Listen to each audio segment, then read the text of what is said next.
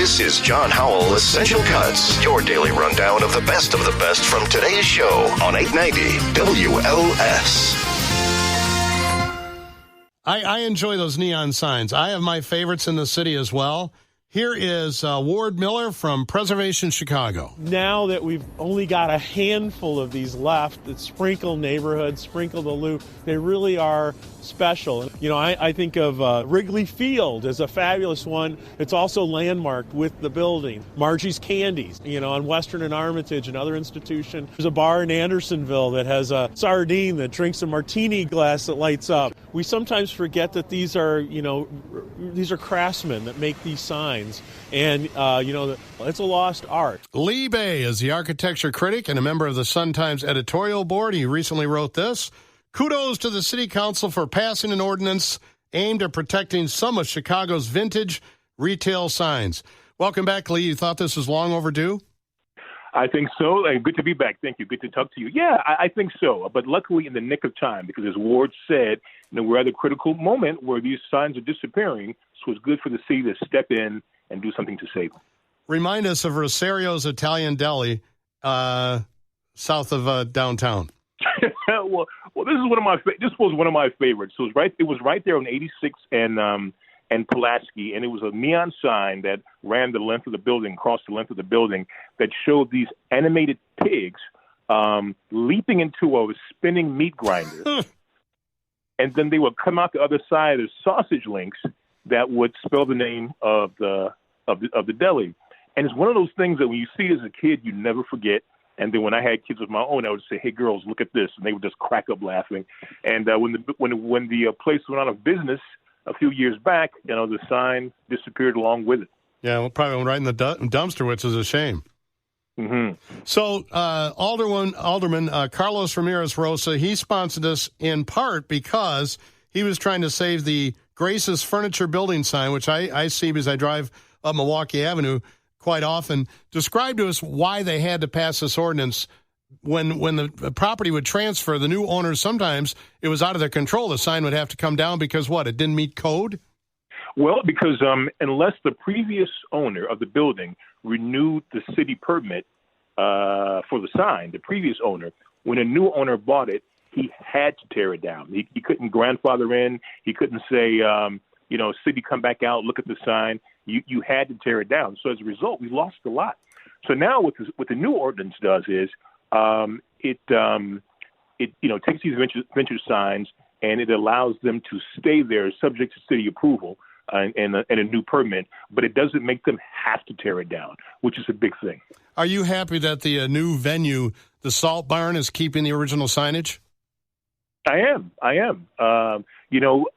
These things become, these signs, they're really more than just places to let you know what business is there. They really become landmarks, right? And that let us know, that let us identify parts of the city, or send us a hi sign when we're on our way home. I mean, many people who've emailed me since that piece appeared, they all remember the Magic Kiss signs that were on the expressways and how they those kissing neon lips, and how when they saw that, they knew they were home, or they were almost home, or they were leaving home. And so it became, who knows what Magic Kiss did? I mean, they cleaned carpets and rugs, but that sign is indelible. At Chicago and Clark, just south of Chicago on Clark on the west side, there was a really, really interesting bar that I went to years and years ago with a great neon sign, which is still there. But it's been incorporated into this new place. But the original sign just said what the bar was: stop and drink. Are you familiar with that one? I have not seen that one. And that used to be right next. Stop and drink. That used to be, so you stop and you drink. And it used to be right next to a precinct. So half of the bar was filled with cops. It was a really interesting crowd. And the other half of the bar seemed to be some of the guys that the cops were chasing. But that's what they're about, man. These places, these signs, and they're really about, and they really become more important as a neighbor of mine says, as the city often becomes more vanilla, in terms of architecture sometimes, and just sort of built anywhere kind of malls. These signs, which really kind of cry out Chicago and Chicago of a certain time, they become more and more important. Are you going to write a book on Chicago architecture at some point? Well, I've got the one, Southern Exposure, that looks at Southside architecture.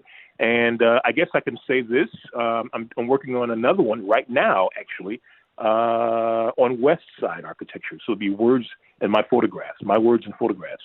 So, yeah. That's great. I mean, that's just great. My son is an architect now, and every time you post something, I send it to him so he can read it. We had a big disagreement on, you wrote a piece about an old bank building, which to me did not look architecturally significant at all. And I just said, and maybe you can tell my listeners where it was and what it was and describe. It just looked like that 1960s kind of like Jetsons sort of ripoff architecture. Jetsons, the old comic, the old cartoon. But my son said, no. This is mid-century. You must keep these buildings. What was that, and where's it going? He's right. This is a building that's at Blue Island and Roosevelt. It's currently, or at least it was until early last month, Lakeside Bank. But it was originally, and it's kind of blue and white. You can't miss it if you go by there. Right across from St. Ignatius. But it was originally named, and originally was, the Illinois Regional Library for the Blind and Handicapped, designed by Stanley Tigerman, a noted late architect in Chicago. He did it in primary colors. It was one of the first buildings designed especially for people who are blind or who had disabilities.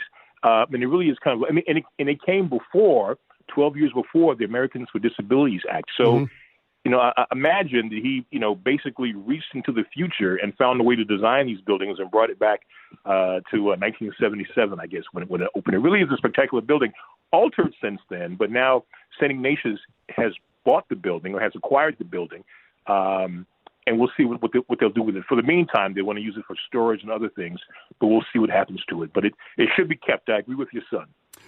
All right, Lee, you win again. Yeah. Lee Bay, thank you, architecture critic and member of the Sun-Times editorial board. Nice talking with you this afternoon. Thank you, always. You're listening to John Howell, Essential Cuts on 890 WLS. Our go-to guy for all things Bears and Arlington Heights is a terrific reporter for the Daily Herald. Christopher Placek is back on the Big 89. Christopher, how are you, sir? Very good, John. How are you? I'm doing well. Thank you for joining us. So what are people saying in Arlington Heights, your sources, whether in the administration or residents of the business community? Are the people in Arlington Heights worried that the Bears are using them as leverage against Chicago to try to get something done here? I think you certainly hear that concern, and I know that's a concern of this pro-Bears group, Touchdown Arlington.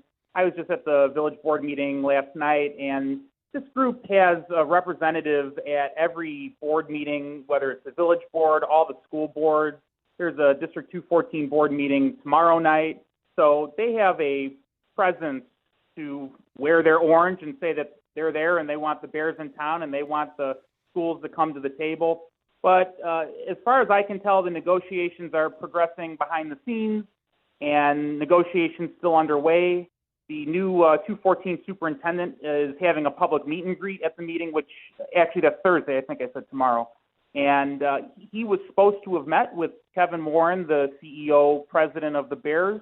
I don't know whether that meeting has taken place yet, but I know that Kevin Warren has had 2 meetings with the new Chicago mayor, and whether it's leverage or real possibilities of Chicago sites, I think it's all in negotiation. People ask me, though, where it's going to be, and I'm still kind of like 51-49 that it is coming to Arlington Heights. So it's right on the 51-yard line. Have any of those school boards, I think there's 3 that are involved there, have they revised any of their property tax numbers that they're asking or demanding? Yeah, no, the last update I got is that those are the same numbers that each side put their stake in the ground and not moving from it. And I don't think there's been any movement on that. Now, there's Bring the Bears to Arlington Heights groups, obviously, you mentioned one. But there's also a group, and the name escapes me now. I'm sorry about that. I've had a representative on the air at least once, maybe twice, who thinks it's a horrible idea. Do they show up at the meetings as well just to say, guys, look at the numbers? These public-private financed consortiums, they just don't make money for anybody who does them historically nationwide.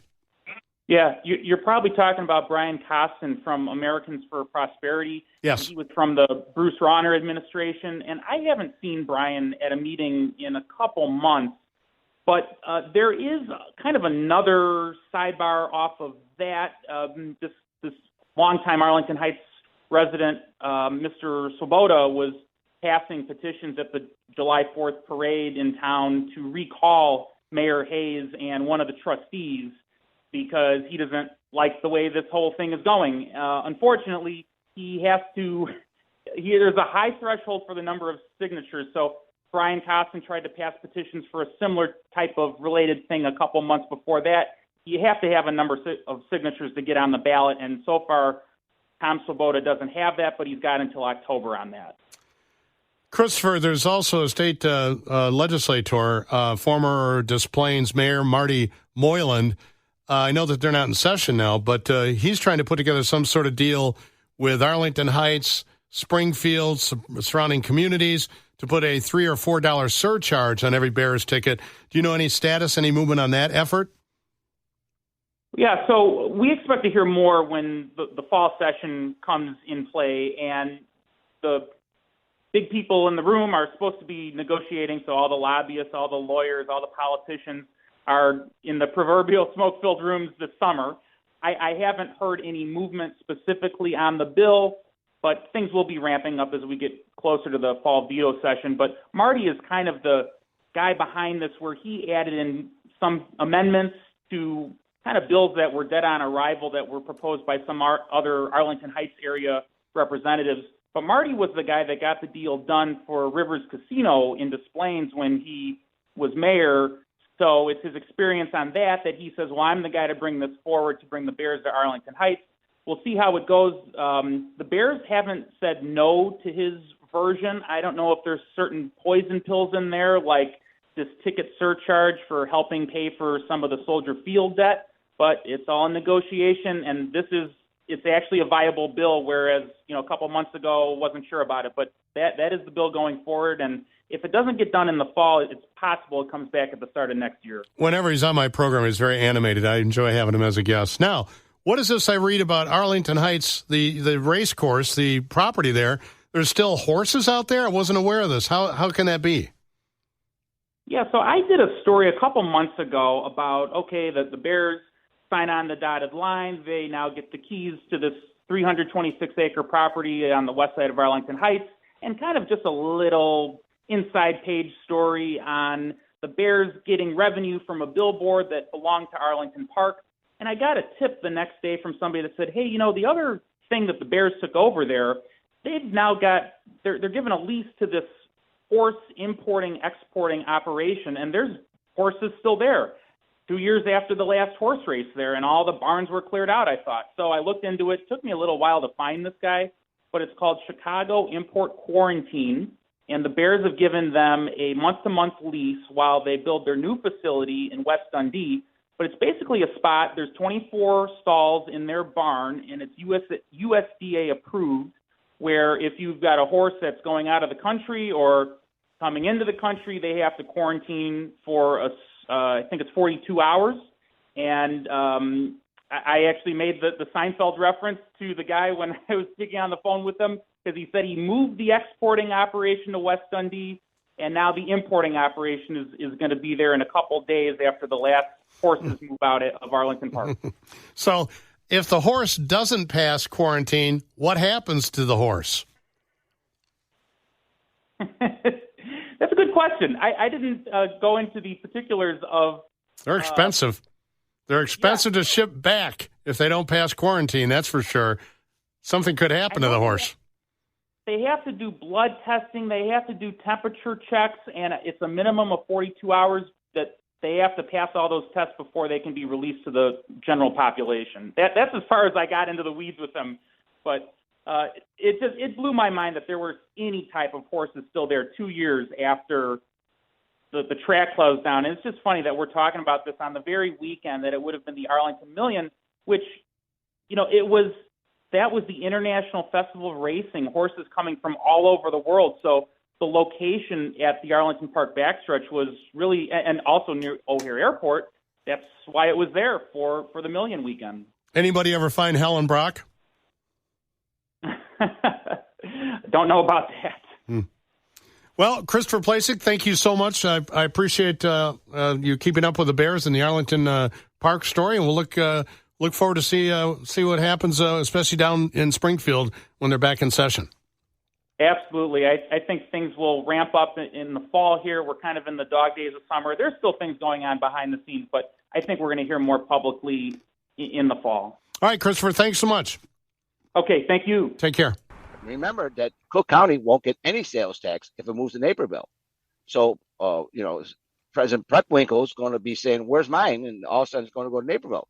Rockford is threw their hat in the ring, and other cities are going to be throwing their hat in the ring because this is a multi-billion-dollar proposal. A dome stadium. We can have Super Bowls here. So that's Marty Moylan, the state legislator, who was on this program, and he says, let's get it done in Arlington Heights because Cook County is still in the game. This is John Howell Essential Cuts on 890 WLS. Well, here's a 2024 campaign update with our friend Andy Field. Watching this for ABC News in D.C., I want to get to the latest on the debate and the fact that Mike Pence has made the cut. But first up, no real surprise here for anybody who watches this, but Ron DeSantis, for the third or fourth time, has rebooted his campaign, Andy? Yeah, it keeps trying to plug it in, unplug it, and see if it'll work again. He's had a lot of stumbles. The biggest one, having raised a whole lot of money at the beginning of his campaign and then blowing through it at a record rate, $8 million in the first few weeks of his campaign. He had a campaign manager who Ron DeSantis doesn't think is up to the job anymore, so he has taken his chief of staff who works for him in the governor's office and installed him instead. But that hasn't changed any of the numbers. He's still trailing President Trump in most polling, where Donald Trump seems to have 53% of Republicans behind him, whereas Ron DeSantis has 15. Still the biggest number behind Donald Trump, but not big enough to overcome that lead. Well, he's been falling precipitously, too. He was at one point, had almost double that support. I heard Tom Bevan from Real Clear Politics on a program earlier today. They have their polling information. At one time, DeSantis was sitting around 30. He's half of that now, so clearly going in the wrong direction. But I don't quite understand their thought process in taking the chief of staff, who approved what the campaign manager was doing anyway, and just moving him into that position. You mentioned the big money. DeSantis' number one political contributor, his sugar daddy, has said just outright that unless DeSantis moderates his views and moves closer to the center of whatever that is in the Republican Party, that he's going to turn off the spigot of the cash. Any indication that the DeSantis campaign is going to change their tactic of running to the right of Donald Trump? So far, no. We've seen Ron DeSantis in a number of interviews, just did one with NBC the other day, where all of these little things continue to haunt him. The strange language in the education department, changing African-American studies, saying that slaves in some cases may have had some personal benefit from being slaves. I'm not sure any slave would agree with that, but these are extraordinary unforced errors on his part, and with his campaign for the most part has been anything that he considers quote unquote woke is what he's against. Well, there are a lot of folks out there that think some of these woke things are actually worthwhile, even Republicans, and they're scratching their heads going, I don't know if this guy can be our candidate. So in the meantime, he is going to be on the debate stage along with a really crowded field of other folks. We've got tech entrepreneur Vivek Ramaswamy, Nikki Haley, Tim Scott, Chris Christie, Doug Burgum. Even Asa Hutchinson appears like he will make the cut. Now, there were two things that you needed to do to make the cut. You had to have a certain level of polling, and you had to have 40,000 unique donors. And Mike Pence managed to count them all up and got to that 40,000 number. But in many cases, Mike Pence and others were asking people to donate just $1 so they can reach this odd 40,000 number. And most of them have managed to do that. Pence and his team actually relied on direct mail and asked for just $1, so he was able to get to that number.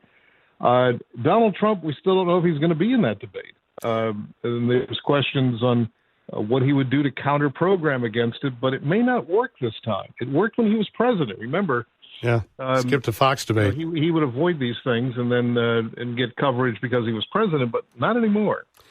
What does it tell you about the business philosophy of the North Dakota governor, Doug Burgum, who, if you made $1 donation to his campaign so he can make the debate stage, he'd send you a $20 gift card? Sounds like a good deal to me. It worked. We're not for the fact that as reporters we're not allowed to give to campaigns. I would have gotten the $20 gift card. I'm doing the math in my head. It seems like you come out 19 ahead. Sure. And how many gift cards could you get? That's what I want to know. Well, I would think that if you would do it as a family, so everybody make their own individual $1 donation, the whole thing would get gift cards. Yeah, it does sound like a losing proposition. Well, yes, but he needed to get on that stage. You know, he has very little name recognition, if any. And I just wonder, without Donald Trump, how many Republicans will even tune in? Well, Donald Trump will be on that stage even if he's not there, because primarily many of the candidates are campaigning against Donald Trump. So I think they will make a big deal of that. Chris Christie has made the biggest deal of it. Mike Pence of late has made a bigger deal of it than he's ever done before, and it would be very interesting. Boy, they'd get giant ratings if Mike Pence and Donald Trump were going head-to-head on that stage. Certainly Fox News, which is sponsoring this, would love that scenario. Do you know if this is a live audience for this debate? I'm pretty sure it is. I may be wrong about that, but I'm pretty sure it is. They usually are. I don't remember any of these sponsored debates where there isn't a live audience. It doesn't really make for a good debate, but it does make for good TV, and I guess that's what, networks are trying to do. Well, we saw what happened with Donald Trump when CNN tried to have him at a quote-unquote town hall where they were basically packed with partisans for Donald Trump, and no matter what question the host asked, if it was even remotely antagonistic, she'd get booed and heckled, and he would roll his eyes and call her a very nasty person. Moment for him. Yeah. Okay, well, thank you, Andy. Appreciate that. No surprise of the DeSantis campaign, but I don't quite know how it moves the needle at this point. We'll see. All right, thanks. Take care. Andy Field in D.C. up on Capitol Hill for ABC News. You're listening to John Howell, Essential Cuts on 890 WLS. I do want to talk about baseball with our de facto sports director here, Bret Gogoel, since he's here today in the newsroom. Bret, good afternoon, sir. How are you, John? Well, thank you. What do you remember most about 8/8/88? Oh, forget it. Yeah, not being born. I remember that very vividly. Yeah, not being born? Yeah. I've yet to watch the takedown of Tim Anderson getting punched out. I guess it was an epic knockout, right? White Sox, Tim Anderson? I don't know if epic is the right word, but it's going to be the kind of thing that is going to be on Tim Anderson's retirement video, or any time that the two teams play each other is going to pop up. Did he throw the first punch? He threw the first punch. Jose Ramirez had kind of gotten up and pointed directly in his face right before then, and then Tim threw down his glove and literally put his fists up. So he definitely started the fight. This happened Saturday night. Remind me who was running and who was tagging. So Tim Anderson was playing defense. He tagged Jose Ramirez. It was, I would say, a hard tag, but it was a close play. So it's not like it was egregious. There apparently had been some rumblings before that they didn't like how hard Tim Anderson had been tagging them throughout the year. And this apparently had been bubbling up for a little while, but it really seemed to kind of come out of nowhere. It was one of those moments where you're watching the game like, oh, this is actually happening. Holy cow. Ramirez said someplace that Tim Anderson of the White Sox had been disrespecting the game for a while. Can you elaborate on that? Not really, because we haven't gotten a lot more details outside of that. We know that Tim Anderson was kind of the one who started that whole change the game movement when it came to, players being more apropos to bat flipping and it being more normal culture, but I don't feel like that's part of it. Jose Ramirez, for his part, is usually a generally pretty quiet person. So I think it probably has more to do with the hard tags. There was a controversial play on Friday where Anderson had pushed off somebody's hand off a second base, and it led to a controversial replay review. I think it's just, and if you'll remember, I think it was last year or the year before when the Guardians won the division, they were seen chanting in their locker room, F the White Sox. So this has been something that's been going on with these two teams for a little while now, supposedly. This is before your time, but to talk about disrespecting the game, you must recognize the name Carlton Fisk, obviously, right? Absolutely. So Fisk was probably my favorite White Sox player of all time. And at one point, I don't know where it happened. I guess maybe here, I don't know. But he took after Deion Sanders because Deion Sanders was dogging it to first base. And Carlton Fisk had had enough of him, showboating. I think probably both baseball and football. Right. Deion Sanders, right? Neon Deion, who I believe is a football coach at Boulder now, right? I can't remember if it's Colorado. I think it's Colorado State. Okay. So anyway, this Carlton Fisk was having none of it, and I don't think it broke out into a fight, but it was close. Fisk is like, don't ever jog your way to first base. This is the major leagues. We run here. Well, that's what was interesting about this one is that it didn't really escalate exclusively more. I mean, nobody else was throwing punches except for Anderson and Ramirez. Michael Kopech basically carried Jose Ramirez away from the fight. Andrew Vaughn literally, man-child, picked up Tim Anderson and carried him into the dugout at one point. Was Tim Anderson knocked out? That's my understanding. I've not seen it. He wasn't knocked out. But he definitely got knocked on his butt. He was limp on his way down. I will say that he looked, he might have woken up on his way down or on the fall on the way down, but he definitely And he was woozy afterwards trying to stand up. Yeah, spaghetti legs for a while after. And then finally regained it and came out and started talking more smack and kind of restarted the whole thing. That's when he got kind of just dragged into the dugout. Right. Just two more things real quick. Has he been caught early in the season telling a coach that he hates the White Sox, hates the place? That I never agreed with. There was a video where there was a play at first base where he believed he should have made it to second base on the play, and it was not audibly heard. It was people lip reading saying he hates it here. I remember reading something else, like I should have been on second or something like that. There was multiple people arguing about what he said. And he never came out and nobody ever confirmed that he said, I hate the White Sox. That was reported lip reading at best. Here's a text message. John, sorry, but Deion Sanders jogging to first base is faster than any other baseball player ever. Well, that's also kudos to Carlton Fisk. I don't think I'd want to get into a fight with Deion Sanders regardless of who I am. Fisk would get in a fight with anybody if he thought that they were disrespecting the game. That's my memory of the Commander. Okay, well, things have definitely changed since then. This is before your time as well. My last Big John Charades game of the day. But I remember Robin Ventura was facing a 40-something Nolan Ryan. Yep. And I can't remember if it was home or in Texas. He was a Ranger at that time. Nolan Ryan was. But he was at the twilight of his career. And I guess Robin Ventura decided he was pitched inside, or I can't remember exactly what happened. And Robin Ventura, not exactly a hothead. He rushed Nolan Ryan, and the old ranch hand just put him in a headlock and proceeded to beat him. Yeah, I mean, that was significantly more of a beatdown than Saturday's was. I mean, if you watch the fight between Anderson and Ramirez, Anderson throws the first punch, Ramirez kind of ducks under it, and then just starts wildly throwing fists with his head down, and one of them just luckily connected with Anderson's jaw. Not a lot of skill. No, so it wasn't a real, he definitely won the fight, but it wasn't a skillful beatdown like Nolan Ryan was on Ventura. Well, and you know what Nolan Ryan, who then became the general manager of the Rangers, did for Robin Ventura.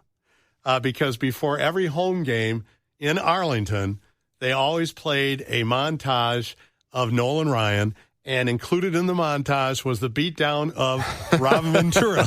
And they played it before every home game in tribute to Nolan Ryan.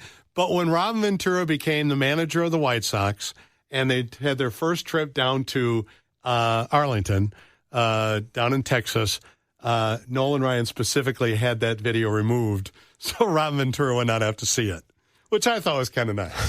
you don't need small to see gift. Yes, small gift. That's okay. It's not even emblematic of the White Sox. I know we don't really have a lot of time, but the White Sox worst problems with their former reliever coming out and saying there's no rules there. I saw that. And Rick Hahn fired back on him a little bit, but this is the, Kenyon Middleton? Keenan Middleton. It has been traded. Said the Sox culture, no rules, players sleeping in the bullpen, no rules, no guidelines to follow. And he said, I think Sullivan had this in his column today, Paul Sullivan, that basically said, I'm just telling you the truth. You got real troubles on the south side of Chicago. And you have the other players who left not denying that. Yeah. Lance Lynn essentially confirmed everything that Middleton said, despite what Rick Hahn said yesterday. Well, as they pointed out, too, that Reinsdorf was openly smoking a cigar in violation of the rules at the ballpark the other day. Yeah, smiling and smoking with Bill Cowher, who was at the ballpark. And, Bill Cowher? Yeah. I like him, too. And then, but, he's not going to fire Hahn. He's probably not going to fire Williams, obviously. They've been there forever. And the manager's not going to be held accountable for this year because it's still a honeymoon, right? You would think so. If Hahn's definitely not going to get fired. They could do what they did with Kenny and just... Well, you're getting promoted, actually, so congratulations. Yeah. And now we're going to bring in, whoever was below you. Chris Getz is going to get the job for some reason. You're now, Rick Hahn, you're now in charge of office supplies. You keep the $600,000 a year, but you're no longer going to be calling the shots. Somebody else is going to do it, but you don't have to leave, but you can't stay here. Yeah. You can just move down the hall. Nice work if you can get it. John Howell, Essential Cuts. Check back every weekday for another episode of John Howell, Essential Cuts on 890 WLS.